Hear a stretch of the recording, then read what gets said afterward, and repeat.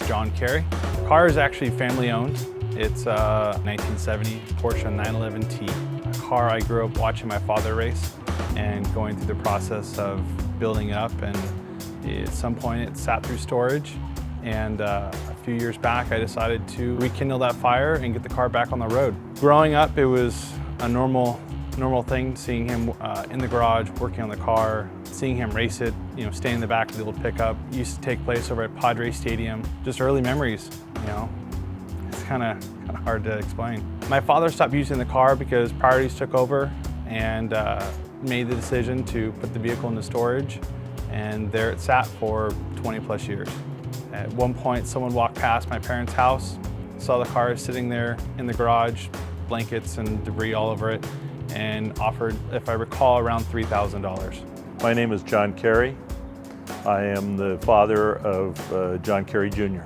My son, in describing the history of the car, I would say it was about 80% accurate. There were a few things that were missed, which he didn't know about, and there were a few other things that probably there were details he didn't know specifically, but overall he did a pretty good job.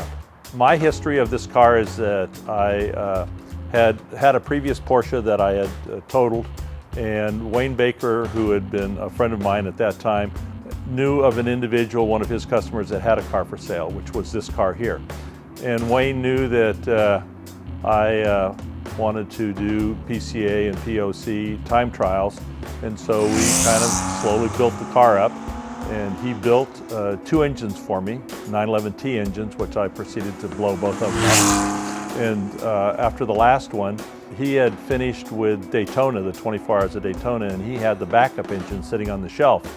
And he said, "Why don't you put this in the car?" And I said, "Yeah, right." The parts alone were $19,000. And I said, "That's a little out of my budget." So every time I took the car in for servicing, it was still on the shelf, and he'd talk to me about it. And so finally I came in one day, and he offered me a price to have it put in, installed, and ready to run. And I wrote him a check that moment. I was working on the car, and I was having some health problems, and I had pulled the engine out, and in the process other complications occurred, and I left the engine out and put the car off, in the garage on the floor, and it sat that way for the better part of 25 years. I kept thinking I wanted to put it back together, and everything, as my son said, priorities changed, and it became the bottom of the stack, and I knew it was going to be expensive to do that. And then one day a guy came by and said, "I see this car sitting here all the time. What are you going to do with it?" I said, "Well, I don't know." He says, "Well, are you interested in selling it?" And he made me an offer, and that's when John heard about it, and he says, "Nah, Dad, no, we're not going to sell it. We're going to, put it back together and get it running again." And that's what we did. When I heard about that transaction, something inside of me did not want this car to leave the family. Wanted to continue the direction in which the car was at one point going towards. And that's when I made the decision to begin the journey of putting the car back onto the road. The car was actually in pretty good shape because it had sat in storage for so long. The tub is intact. The motor was separated from the chassis and unfortunately sat on the side yard for quite a while, but internally the parts were fully intact. There were a couple times along the way that I got really nervous about how much I'd bitten off. It is a very big project to take on rebuilding an old car, especially an early 911. One thing I came to realize is that there's this myth of a thing called the Porsche tax. Turns out it's real. And as I took on this project, I started to photograph some of the parts, put them up on various forum sites, and knowing what those parts cost helped fund the build of the car. I was able to put a 1985 3.2 liter engine into the car along with a 915 transmission. Sent all the suspension pieces, arms and trailing arms off for powder coat. Once we got everything back, we put Rebel Racing hard mount suspension bushings front and rear in the car, along with monoballs in the trailing arms, elephant racing, rear spring plates. The whole suspension system was redone. Up front, we've put Carrera SC calipers, slotted rotors. Internally within the car, I stripped the entire interior, handmade aluminum floor pans, carpeted the roof of it, painted the interior black, put OMP racing buckets in it. It has a mild throttle body work, has a tuned Steve Wong chip, headers, and Phase 9 mufflers.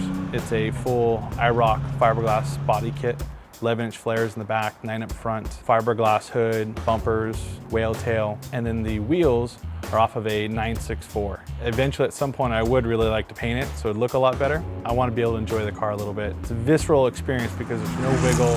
And because the car is such a direct edge feel, a lot of that comes from no power steering, no power brakes, there's no ABS, there's no traction control.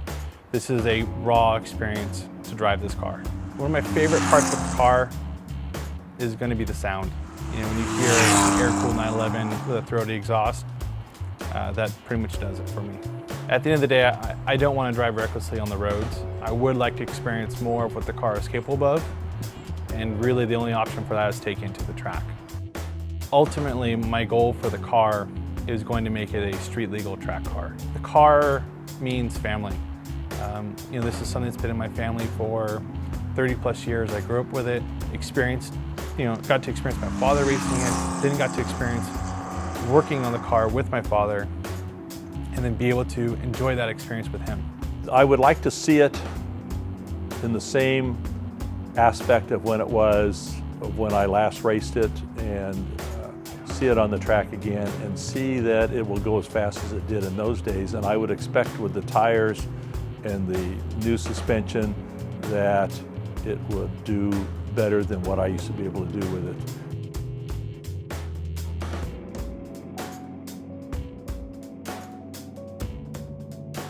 So we talked about colors, and John was liking more of the blues and some of the other colors, and I was thinking more like a burnt orange with black rims and black tires. I finally gave up arguing, and I agreed to let him put the blue on with the understanding that if we changed the color later, it would go to burnt orange.